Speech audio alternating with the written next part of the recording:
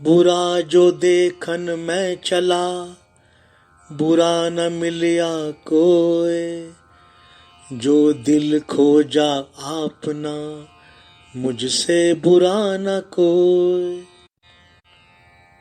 कबीर दास जी कहते हैं, जब मैं इस संसार में बुराई खोजने चला तो मुझे कोई बुरा ना मिला, परंतु जब मैंने अपने मन में झांक कर देखा तो पाया कि मुझसे बुरा कोई नहीं है।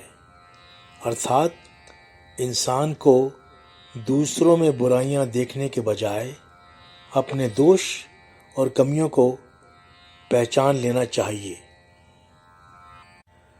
काल करे सो आज कर, आज करे सो अब, पल में प्रलय होएगी, बहुरी करेगा कब। कबीर दास जी कहते हैं, कभी भी कोई कार्य कल पर मत छोड़ो। जो कल करना है उसे आज और अभी करो, क्योंकि किसी को पता नहीं, अगर कहीं अगले ही पल में प्रलय आ जाए तो जीवन का अंत हो जाएगा। फिर जो करना है वो कब करोगे। ऐसी वाणी बोलिए मन का आपा खोए, औरन को शीतल करे, आप हूँ शीतल होए। कबीर दास जी कहते हैं, हमें ऐसी मीठी वाणी बोलनी चाहिए कि सुनने वाले को सुख की प्राप्ति हो और बोलने वाले को भी आनंद का अनुभव हो। दुख में सुमिरन सब करें, सुख में करे न कोई, जो सुख में सुमिरन करे तो दुख काहे को होए। इस दोहे का अर्थ यह है कि हर इंसान ईश्वर को दुख में याद करता है, लेकिन अगर वो भगवान को सुख में भी याद करे तो उसे दुख का कभी एहसास नहीं होगा। अर्थात सुख और दुख दोनों ही स्थितियों में हमें ईश्वर का स्मरण करना चाहिए।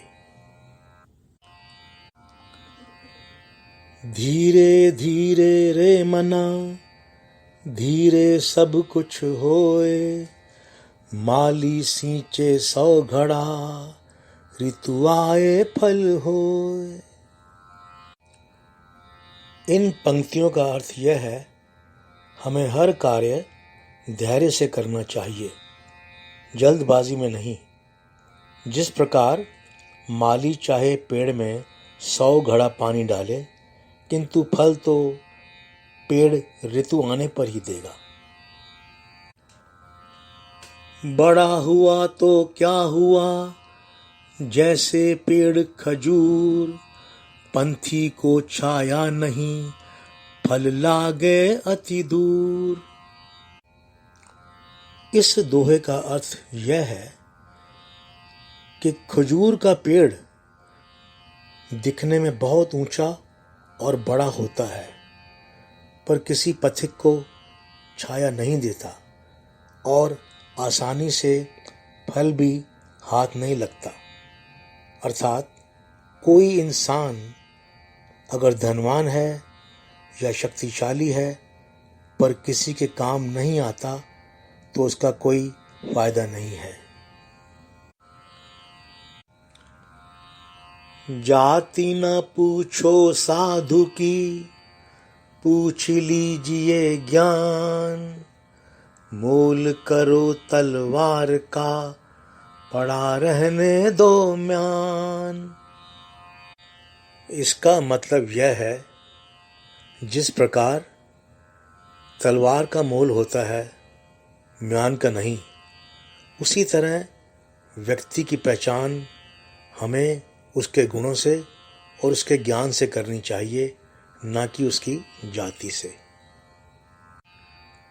नहाए धोए क्या हुआ, जो मन मैल न जाए, मीन सदा जल में रहे, धोए बास न जाए।